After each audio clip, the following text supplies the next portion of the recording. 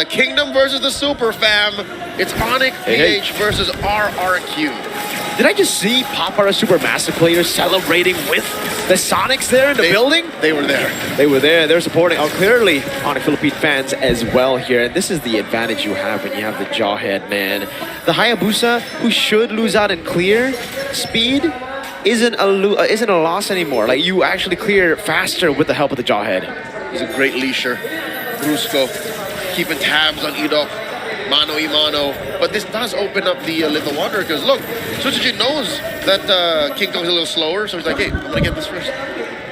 Taking a look at it, no Season Hunter this time for Brusco on the Jawhead. It's going to be the pull yourself together and thrill. So just more damage overall. In this matchup, we saw it just earlier, Dyron versus Kirk. It was Kirk on the Phoveus, now it's Dyron.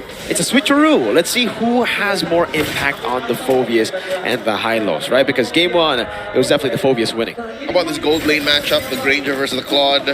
Oh, wow, Toy actually goes for the flicker. All right, so he's trusting in his mechanics, his instincts a little more than what I would care for. Again, I would err on the side of caution. Same. I do the same, especially up against this very scary composition when it comes to CC. Yes, you will be able to flicker out the unstoppable force, but if it's chained together with other CC, it'll be very dangerous, my friend. And even, again, I guess he's thinking that he wants to flicker out of the Shadow Kill. That's what I'm thinking about, right? In the early game, more reliable than purifying the quad Shadow. Yeah, would rather flicker into your allies to spread the damage. But that'll force Hoshi to play a certain way.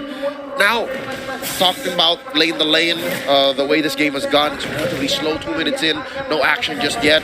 It's Onic PH first to the pit, 3 members circling. Edok can only watch. So it's just taking a while. Yep. It's going to go on the orange buff. Kirk is going to be shoved back over to Dyron.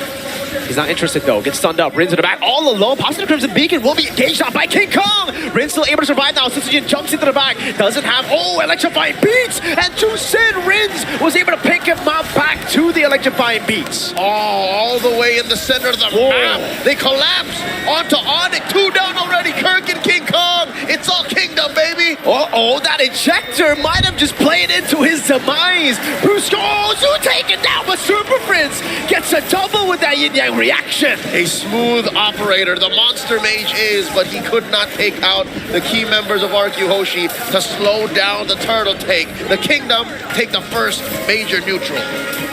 Wow.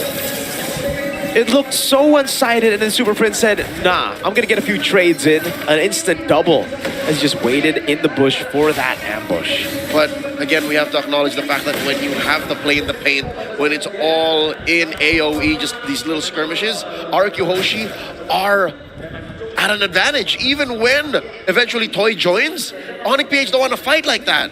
So it's all about priority, and RQ Hoshi, despite Onic being the first to the scene, were out of their breath. It was all initiative for RQ, so that's one thing RQ drafted into.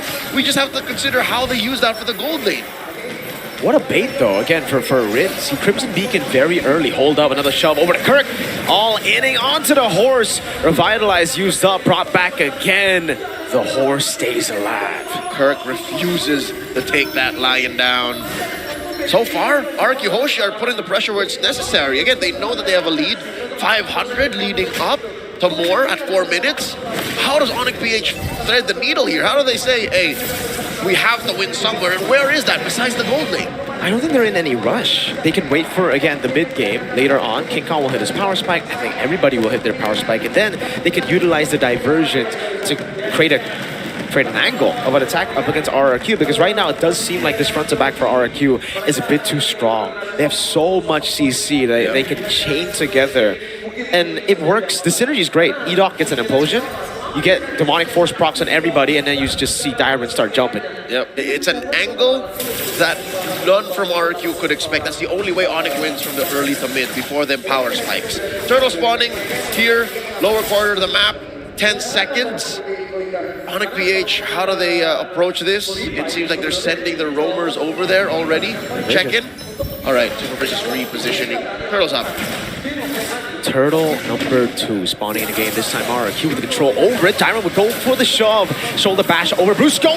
2 members caught in the Infernal Pursuit now. Sutsujin is on that. Now red tree from King Kai. It's jumped back by by Edog. And look at the damage coming down from Toy now as Dyron zones him away. Sunsujin gets a double. Prince knocked up, now chained down for Dyron to get the kill under the turret. But they will give it over to Rins. The half-purple man pushing Onic to the limit, and all the members of the Super Fam are caught out of position, even underneath tier 1 in mid. That was a bad spot for Prince to be, and all they could get out of that was Dyron. Well played. RQ Hoshi. Again, it's the chain CC, Leo. We see a 1v1 up top, but Jin is doing a good job right now. Unstoppable force coming down. That's the ejector to lock him up. King Kong gets that shutdown, only traded for a turret. So they have ways still to equalize in the game. But back to the point, Turtle, 2. Dyron baited so many resources just by being there, shoving people away, that they completely forgot about Edog's engage. Yep, the man-to-man defense led to a 3-for-1 for Edog's ult. That was amazing. Hoshi, the numbers are adding up to benefit them. The check ain't looking good. Onic PH are in the red, and they're down 1,200 gold. And no matter what they do with these diversions, it just doesn't seem to be enough. It doesn't seem to be worth it. So they're still looking for that off angle where Hoshi aren't ready to answer. Kelra, though, different story. I think Toy! oh my God! Toy just one blast away. I was saying, of all the members of Onic, Kelra's the only one who's actually living good. Shadow kill! Over the range, forcing the Crimson Beacon. Dyron, good timing on the shoulder bash, but you can see the kill pressure. This 1,000 gold lead isn't big enough to stop this kill threat from Onic Philippines. You're looking at King Kong, who's built a Hunter Strike, has a Legion Sword. Who knows what else the Beast is looking to cook up here. Securing his purple first, while Suchijin clears up down bottom too late to protect that tier 1. And it looks like still RRQ have the advantage in this turtle pit. Sutsujin had a way to just go in towards the turret, but he had to think about it. Everybody was missing on the map. He had to think, who's there, Edog? Implosion on 3! A full dive in the back! What a set! Brusco falling as well! And now it's Sutsujin looking for the cleanup. Rins with a flicker forward. Kirk brought up, slammed down to the ground for Edog to take. The God Implosion echoing all throughout Jakarta City.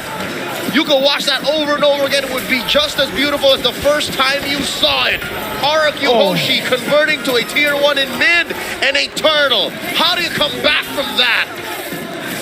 Wow. What the hell was that? I mean, I did mention it's a signature pick diversion. From a signature to another, Super Prince shows how creative it can be on that diversion. Oh my lord. It wasn't even from an angle you weren't expecting. Onic knew what they were getting into. They just didn't expect Edog to pull the trigger that quickly. And not on that many members. What a play. The lift up as well, the signature flicker forward of Rins. Reactions from the casters. Yeehaw, man, they're full-on Cowboys today. That was a sheriff and his deputy. Now back into the action here. 8 minutes, 45. The Kingdom up by almost 2,500 gold. Onic PH still on recovery mode. Looking at the items, King Kong down by maybe 500 gold, and then a majority of the lead still on Dyron. Mr. Half Purple Man himself. Half purple, half Dyron, half man, human. Yeah? Kingdom. Kingdom, half kingdom. Diversion. All right. Expecting someone to go for this. No. Ends up being a wasted diversion to the bottom lane, but they do get a clear down below. RRQ has watched a good number of Prince matches to know exactly where he wants to send his team when he's on a low Yi. They're waiting for this Lord spawning in the upper quarter, 30 seconds till, and all Onic has to show for it is that tier 1 push down bottom. They are struggling, and that's an understatement. Onic can't even play the map. Usually when Onic is down this bad, they would find ways to play the map, but even King Kong is afraid. King Kong has no natural defenses against what RRQ is bringing. I gotta say, Leo, you know, we were talking about the drafts, and honestly, that was with me thinking there's gonna be purifies on the side of Onic Philippines. I just noticed there's no purifies here at all. That's why the Edog play was so massive. I guess they were punished harder for trusting in their own mechanics.